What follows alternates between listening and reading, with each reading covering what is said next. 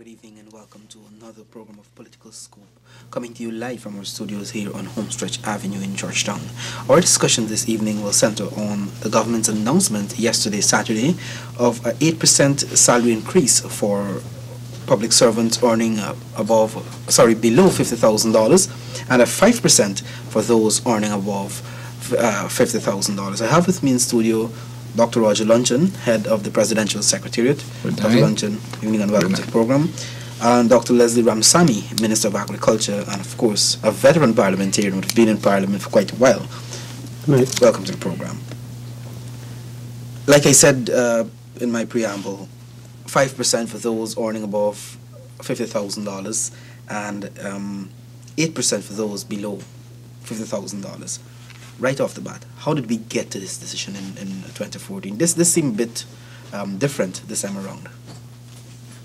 Roger, you go? You want to go first? Well, I would say that it was a logical follow-up on remarks made and concerns expressed by quite a number of our stakeholders and really concretized in the President's instructions, if I might say, to us that in 2014 we have to be careful about the resort to the standard remedies that have been over time put in place with wages and salaries increases.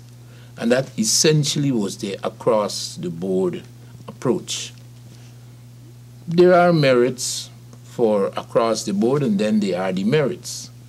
But he felt, and I suspect he still does, that more had to be done, particularly with regard to those public officers and workers in general who were, in terms of the wages differential, at the lower end.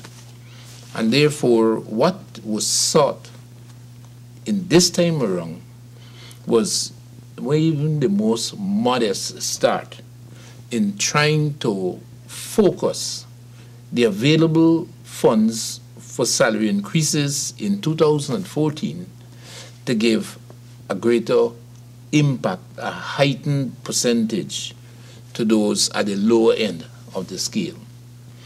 And that allowed us to toy, well, maybe that's not a good word, that allowed us to work with a number of different scenarios as we were assessing what would be an ideal configuration.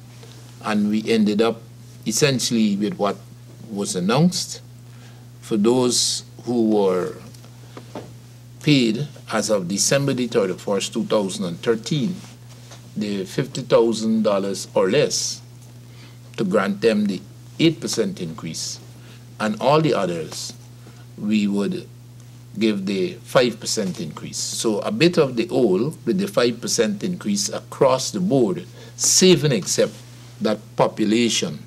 I think Leslie has put some numbers for it, for that population among the public servants, among contracted workers, those who were working for less than 50,000. Yes, and how did we get here? I think another point that has to be made is that since 1992, and since the PPPC government has been in place, there has been a salary and wage increase every single year.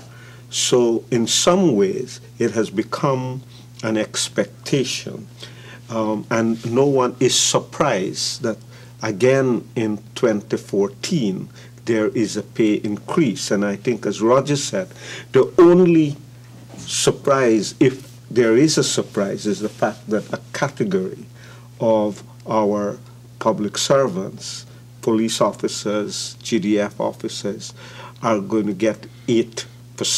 And that would include teachers too. And that include the teachers. There is an interesting thing that, in fact, the vast majority of our workers today don't fall into that category. They're a higher pay. But there are about 20% or so of the public servants, the traditional public servants, who will benefit from this 8%, and about 12% of GDF officers and police officers. Interesting thing is that the greatest beneficiary in this category are the contracted workers. 41% of all contracted workers fall in this lower category, and they will get the 8% increase.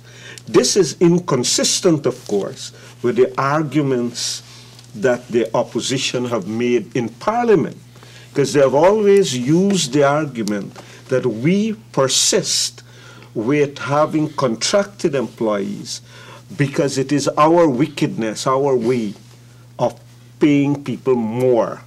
But it's an interesting thing to see that the majority of those who will benefit come from this category. These are the people mainly not catered for in the establishment of the public service. But as Guyana progresses, as Guyana develops, we find need to employ people not only to create jobs, but to do certain things that we never catered for in the public service. So now we have people cleaning schools, people cleaning health centers, and so that we have to take care of certain people that provide security services outside of the normal security that we have. These are the kinds of people that will benefit, you know, two ways: that we create jobs, but also now that, as Roger says, we have an interest in ensuring that the people in this category benefit a little bit more. So this is how we have got here. We have got here also because, I'm sure we will talk about it, the fact that since 1992, every single year, excepting for some specific years because of problems like 2005 with the flood, we have had economic growth. And so I am happy that once again we have not disappointed the public servants and other employees in the other areas of the public service, police, teachers, etc. It's a good thing for Guyana. I should say also too, you know, that the sentiment was actually cultivated by even prior action. I think when Minister Gopal issued the minimum wages circular in the public service, in the employment for the whole of Guyana, that's public and private sector, I think there was a recognition that that was really aimed at safety nets, and particularly for those at the lower end of the wages differential, of the salary scales. And by setting a minimum among the minimums, this is the national minimum wage, it illustrated the concern. It illustrated what the administration was investing in, both politically and at a humanitarian level, about workers, its policies. So this outcome that we are seeing today, with the differentiation between the lower end of the salary scale getting a larger increase and the other end getting a smaller increase, indeed it flows logically from that sentiment that the administration has been cultivating, that yes, we indeed care about workers in general, but we have a special attention that we pay, safety net-wise, to those at the very bottom. And so this 8% has its genesis even since June. I think June was the time when the order was promulgated. But Dr. Luncheon, we know we've seen 8 consecutive years of economic growth. We have seen the economy improving, we've seen investments and so forth. But I would suspect getting to the point of being able to continuously over the years, and in particular this year, where you have the 5% for those above 50,000 and those below, there may have been challenges. What are some of the challenges the administration would have faced getting to this point of announcing actually the pay increases? Well, let me take the first shot and then Roger will add. First of all, it's important to note, Eddie, that, and all who are listening, that our wage bill, salary bill, has grown enormously. In 1992, the wage bill was $3 billion. In 2014, it will be over $42 billion. This is a very significant challenge because in a country like ours, where in 1992 the GDP was so low, for us to get to a place where our salary bill has gone from $3 to $42 billion, that's like 1,400% increase, means that we'd had to grow the economy very significantly. And we know that that has happened.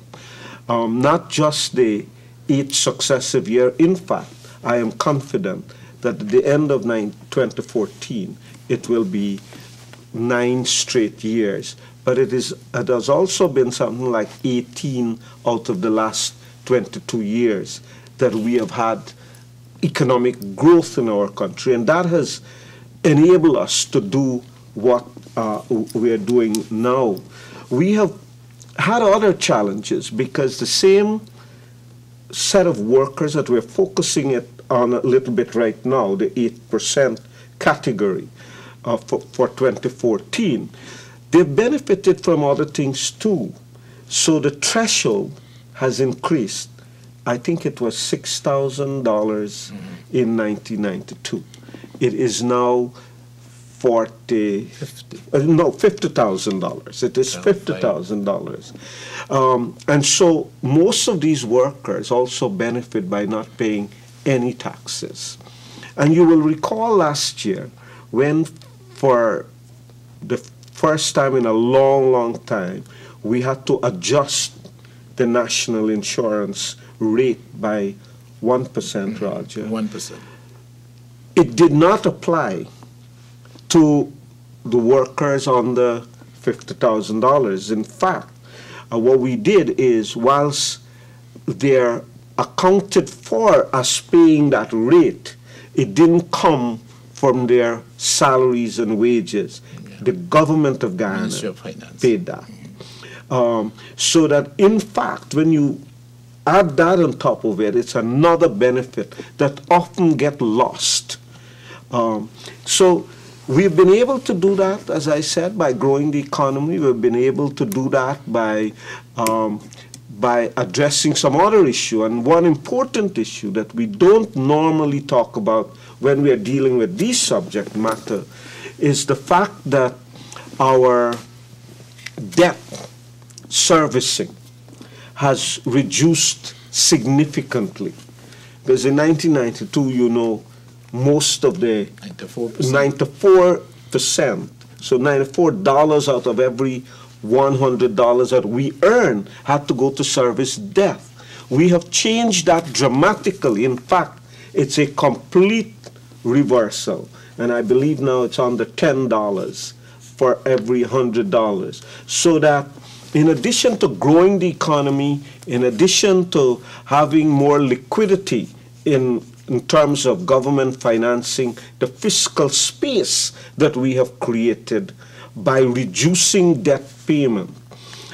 These all point to a government that has been managing not only the economy, but managing its macroeconomic and its financial business in a way that result in the people benefiting, not only from infrastructure and services and so, but direct benefit through salary and wages increase. And I think those are points that we must emphasize.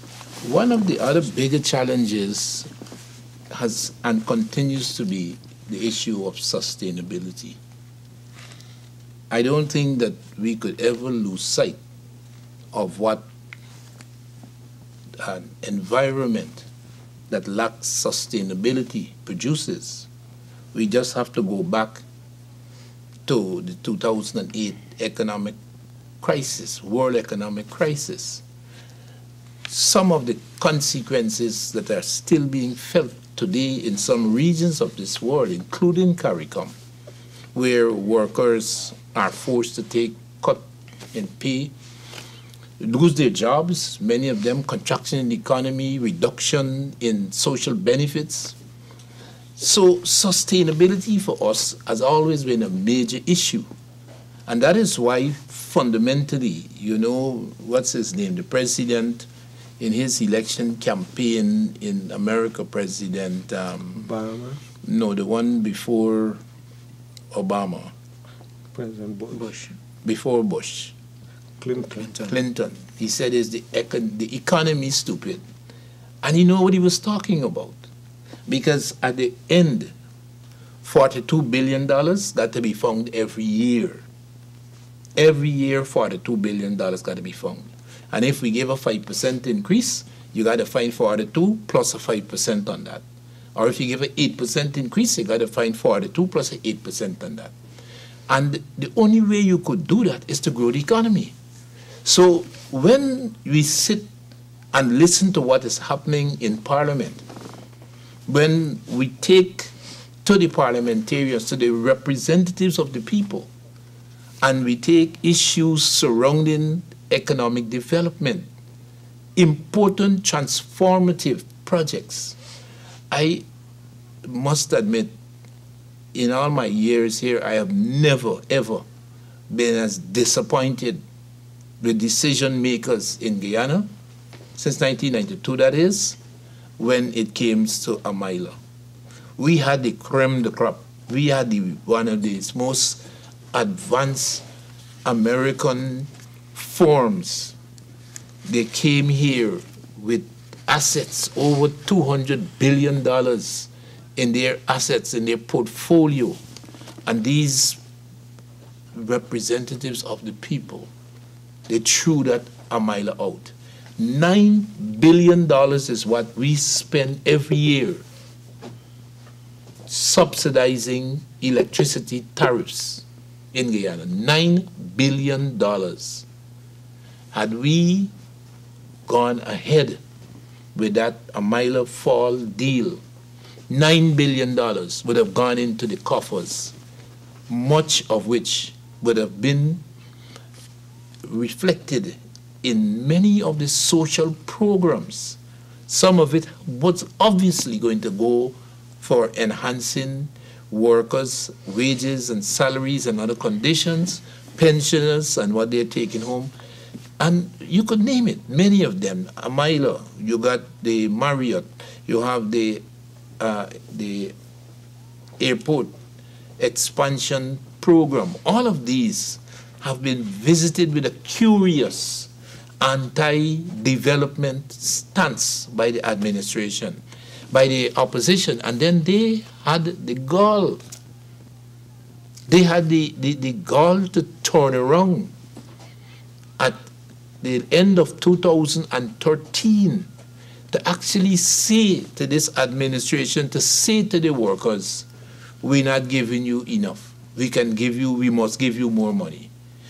Destroy the foundations of making wages and salaries sustainable, and then turn around and blaming the administration for what it did in the context of what was available and what was prudent.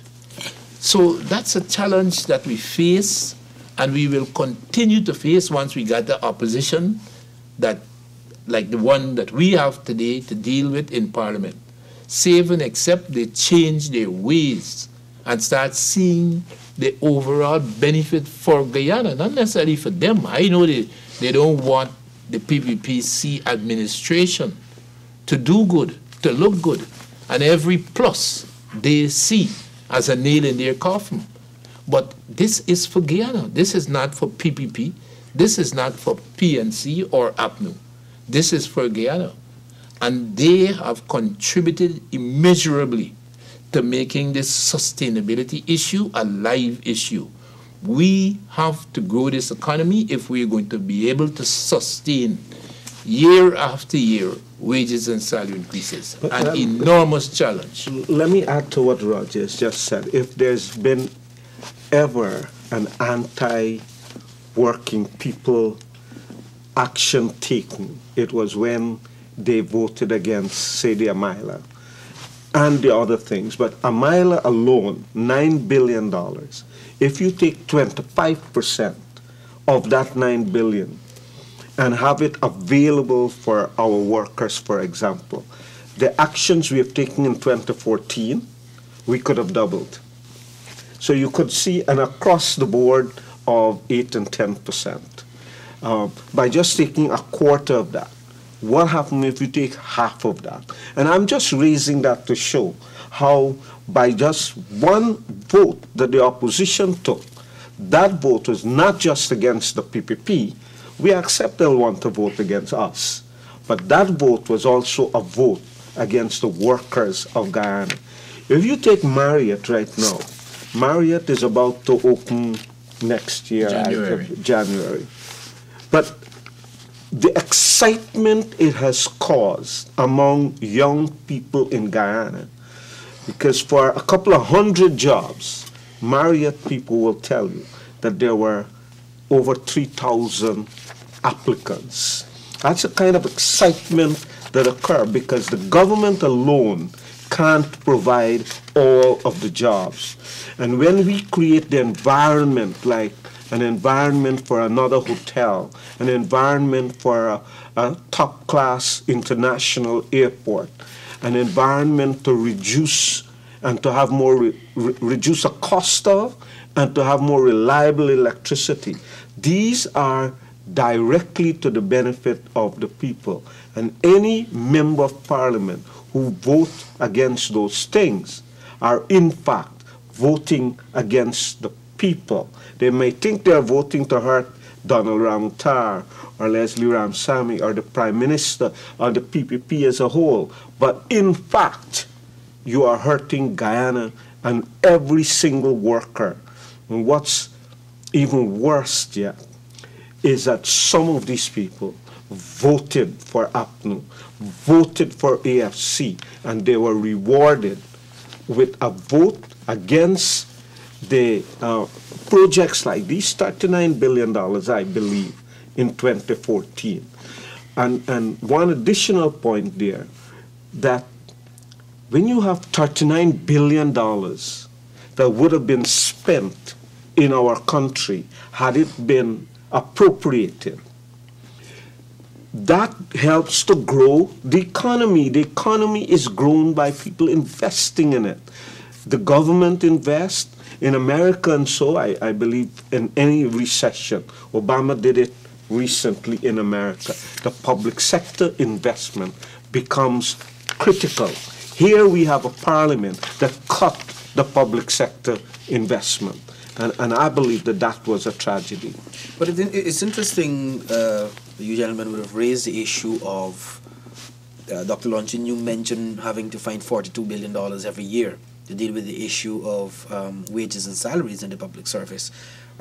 Because moments ago, I saw a statement coming out from the opposition leader saying that the 8% for those below $50,000 and the 5% is not enough.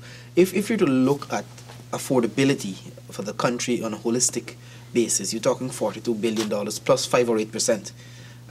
Is it realistic at this point in time, maybe for the government to give This more? is coming from a political party that between 1964 and 1992 reduced the minimum wage in real dollars worth.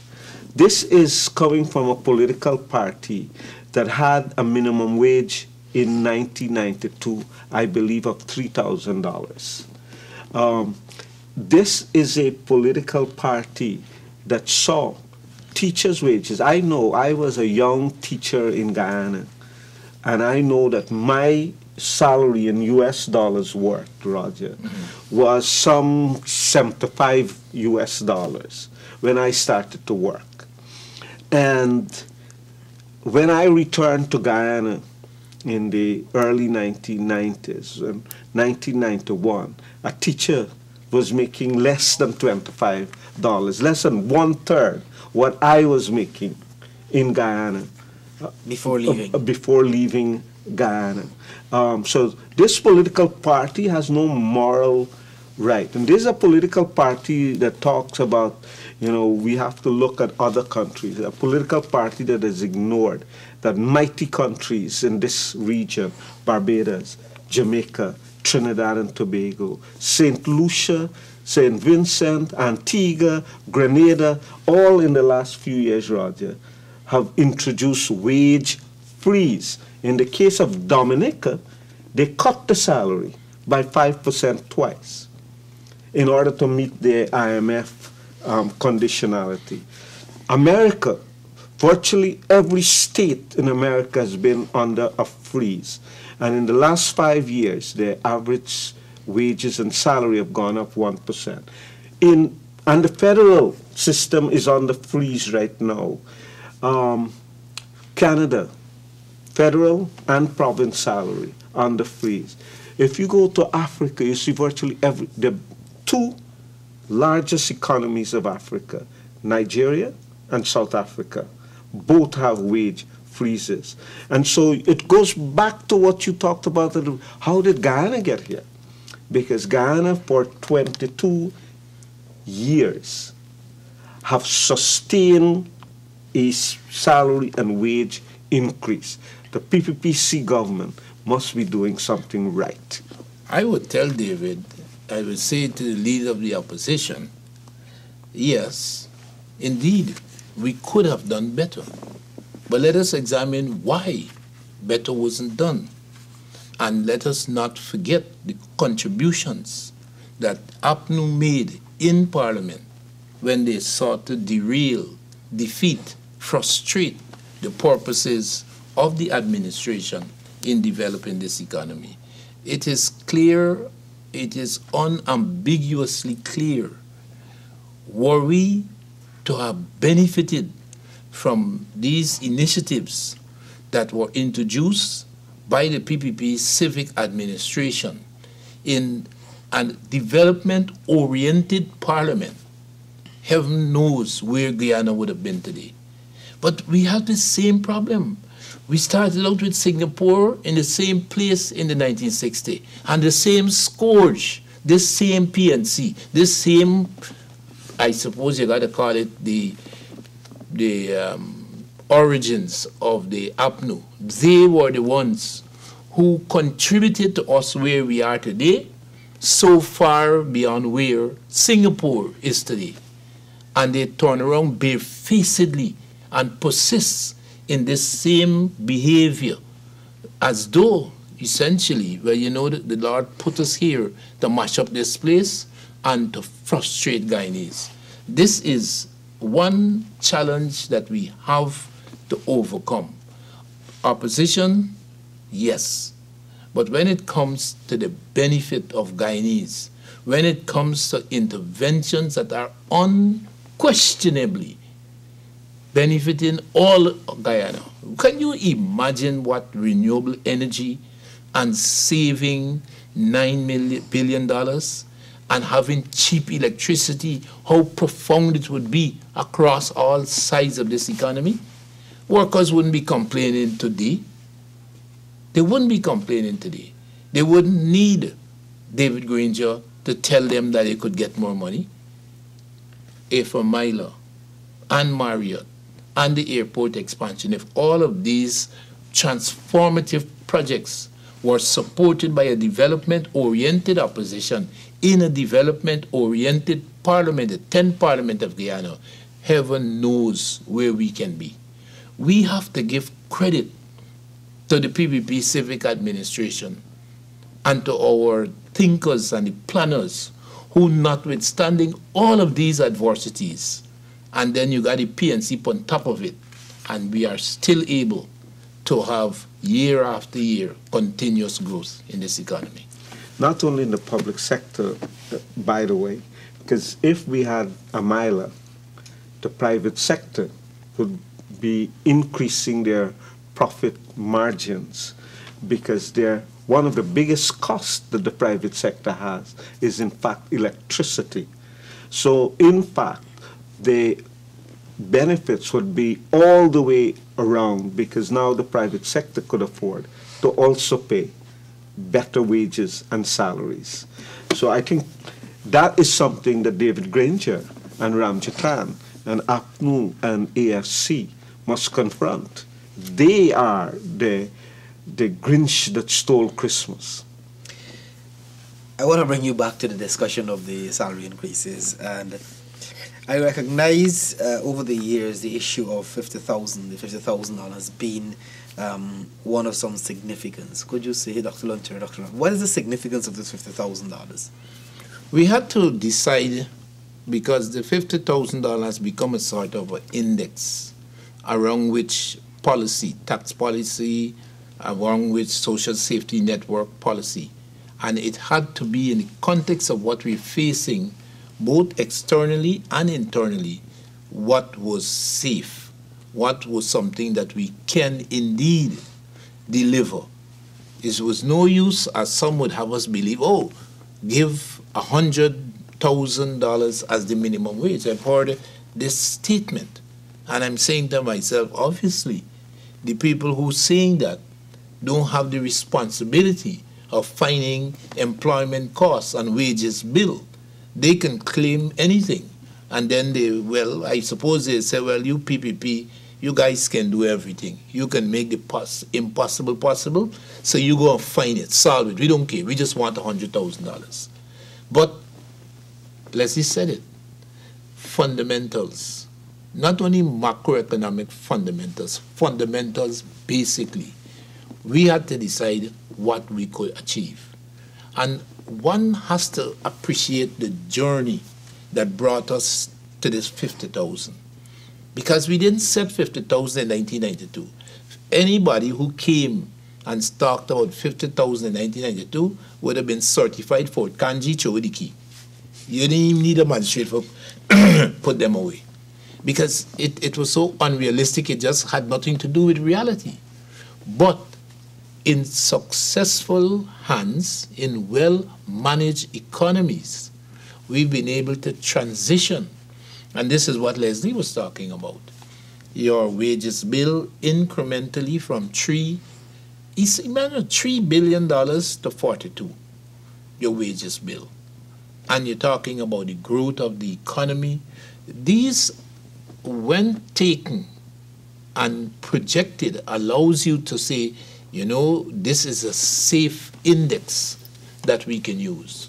So when we decided that, listen, the threshold, we are going to set the threshold at this level, we're going to remove all of the workers at $50,000 and below from off the tax rolls, no income tax you have to pay. That is because it could have been sustained at the level of economic activity, at the level of revenue collection that we had at that point in time. So this $50,000 is not a magical sum. This $50,000 is a reflection of great studies as to what is sustainable, what is affordable. And indeed, when you see the minimum wage, the national minimum wage is probably in the 30s, in the high 30s. The public service minimum wage is $42,000 today. The 50,000 is where the threshold is at. There is a reason for those gradations. The national minimum wage, the public service minimum wage, the income tax threshold. And it speaks to educated, and it speaks to precision in the thinking that says, as we evolve, we improve. As we improve, we increase. And that relationship must remain. These spurious calls for increases divorce from improvement in the economy, divorce from increases in the collection of revenue, the expansion of the economy. Of course, they would never be able to be entertained by serious and the students of the fundamentals. And responsible people. And responsible because people. In terms of the non-public servant minimum wage, we also have to take in consideration the ability of small businesses to cope with it. As we can't create minimum wages that the small enterprises cannot afford. That's the exact debate that is occurring as we speak in America, where President Obama and the Republicans are in conflict. Because whilst it sounds good to increase the minimum wage, we also have to think whether the country or the private sector within that country can afford it. And this is a very important thing. Unfortunately, the PPPC is a party that is responsible, and we don't take wild decisions. We consider, we study the consequences. And now somebody did ask me also, so why did the PNC let Guyana into all that debt and the deterioration of the economy? When they open their mouth, they give an explanation, because they would do wild things and not considering the consequences. But even in that, they couldn't have done what we have done. But looking at the 5% or 8% and the inflation rate, what is the relationship, between the two over the years? Well, I think that it's clear that every single salary and wage increase that the PPPC government has given has come at a time when inflation is low.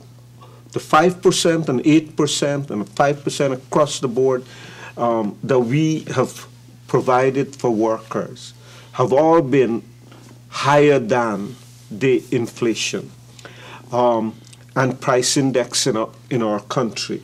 Also, an important point that neither Roger nor I have spoken about is that particularly at the lower end, the tax rate system that we used. In 1992, there were different levels, up to 40%. The tax rate was. That is income tax? Income tax. And today, the income tax rate is 30%. But all the workers that earn under $50,000 are exempted from that tax, because they don't pay any of those taxes. And it is for that reason that we can continue to do certain things. Take food, for example, in Guyana, it is zero rated, and so on. I see that St. Lucia, Roger, and Dominica are considering introducing VAT.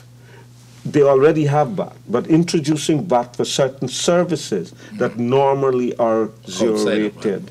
Like water, they want to put VAT on it in order to make up and to be able to pay wages in St. Lucia. These are some of the things people got to look at. Why is it that these countries that moved so far ahead of Guyana before 1992 are today having major difficulties meeting wage bills, and Guyana is able to consistently and sustainably give at least a 5% increase?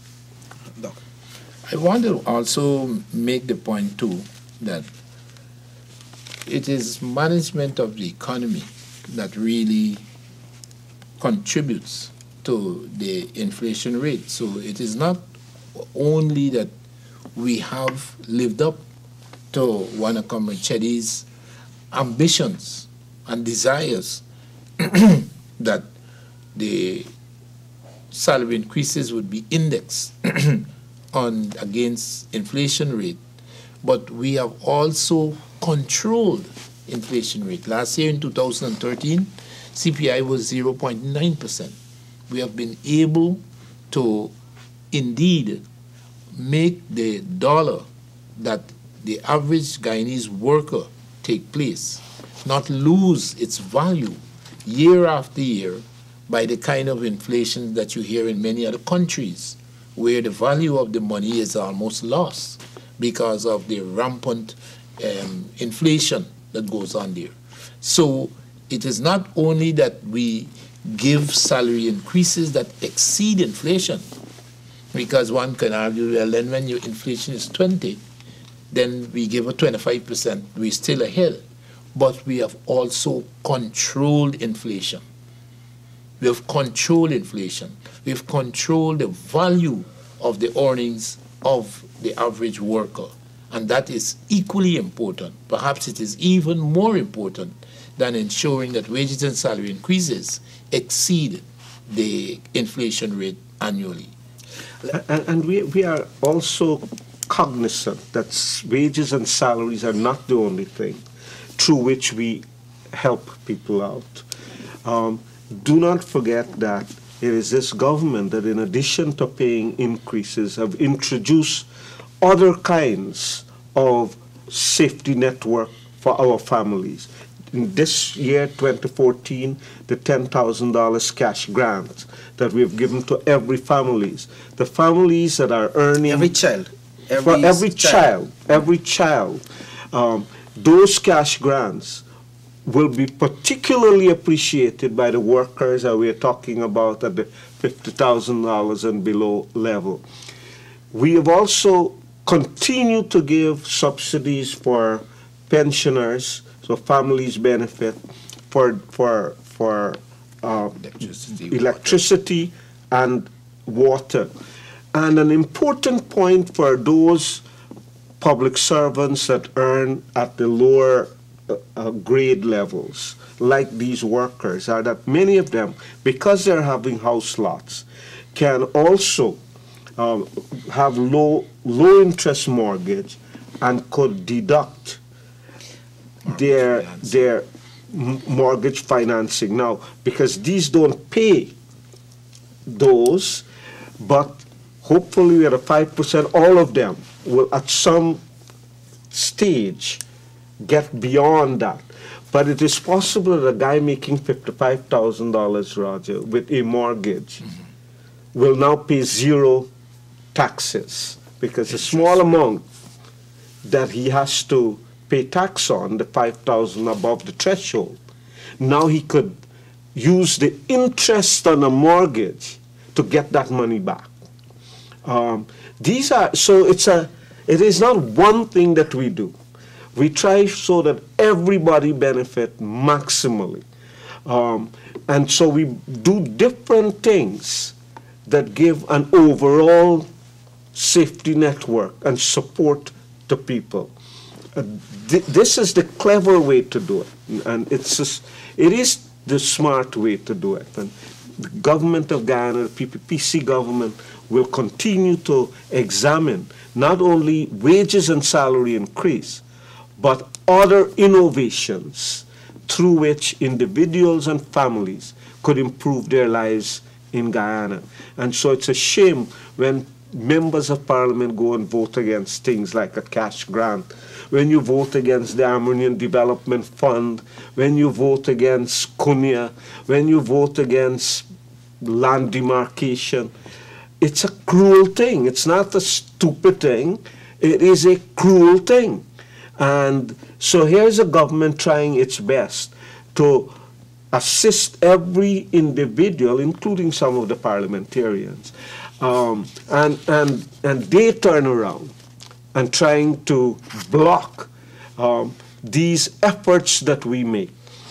I believe sometimes that they ought to come out and tell us, why don't we do this in addition to what we are doing now? And then that might be more helpful. Dr. Lunchin, we've seen this is something new, the whole 5 and 8% differentiation in terms of the workers, those below 50 and those above 50. Is this a new dispensation we may be able to see when it comes to the issue of wages and salaries? Could you speculate a little in terms of what we could see in the future? Would this be maintained? Does this kind of format or so?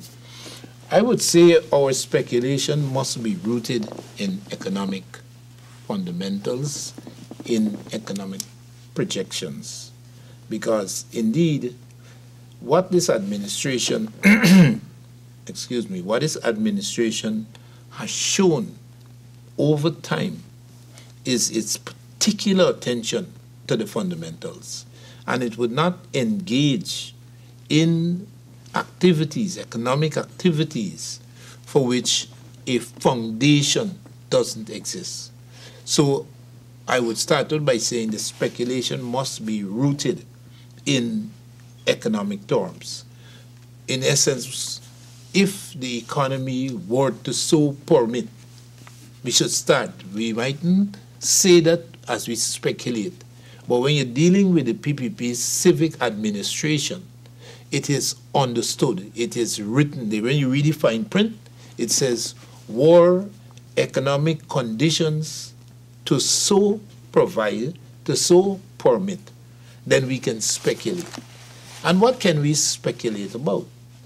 Well, we could return to what the President Ramotar said, and to be more generous in terms of its development.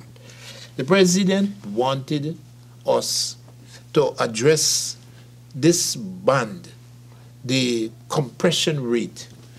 At the lower end of the public service, you have public servants who are, maybe the minimum might be 30, the minimum now is 42,000. The maximum now, I don't know, but it probably exceeds 600,000. So how do you deal with the President's thrust to do something, to do and generate an economic policy that allows the small man to get a bigger share of whatever is available and sustainably available for wages and salaries? So you have seen what you might say is an initial intervention when, okay, I'm going to give the people at the bottom a larger increase than the people at the top. Again, were the economic situation to so provide, so permit, we may be able to do more, to develop that notion, to develop that scenario, and see that movement moving up in the band, so that indeed the 24% or the 22% that Leslie spoke about, that were 50,000 and below, that indeed when we come to 2015 and onwards, those numbers would be lessened as we keep moving forward. That is one thing that we can speculate about. The other thing is an old problem in the public service, where there has forever been the complaints about increments, this whole issue about across-the-board increases. I Luncheon working hard, he Leslie this hardly do no work, and at the end of the year, both we getting a 5%. They ain't fair. And it's right. But when one considers there are over 9,000 people, employees in the traditional public service today, and if you were to do evaluations of those 9,000 to be the basis of wages and salary increases in any one year, I don't know when you're going to start, because I don't know when you're going to done. So again, some mechanism that is practical, that does provide you with the ease of across-the-board increase, but indeed gets into performances. In the old days, with a smaller service, everybody used to do the increments based on performance, ACRs. But when you got 10,000 people, and it's kind of hard, if not it's impossible, to get that properly done, and to get it done in a way to give confidence in the participants that this is above board, that this is indeed equal and applicable across the board. So that is one area. If we're going to return to a mixture, maybe a flat rate of across the board, and then a percentage for those who perform according to some established guidelines. So once there is, and I come back to what I'm saying, once economic circumstances prevail, once economic circumstances permit, we can indeed revisit some of these same issues that we have not attended to in any aggressive way in the historical period, or those that we have started looking at now, and we could promote, we could develop, we could mature these interventions. Dr. Luncheon, I want to thank you very much, Dr. Leslie Ramsamy, Minister of Agriculture and Head of the Presidential Secretariat. I want to thank you very much for joining us this evening. Of course, those of you at home, we want to thank you too for joining us. Our discussions were centered on the 2014 wages and salaries increases. Have a good rest of the evening. Thank you. Thank you.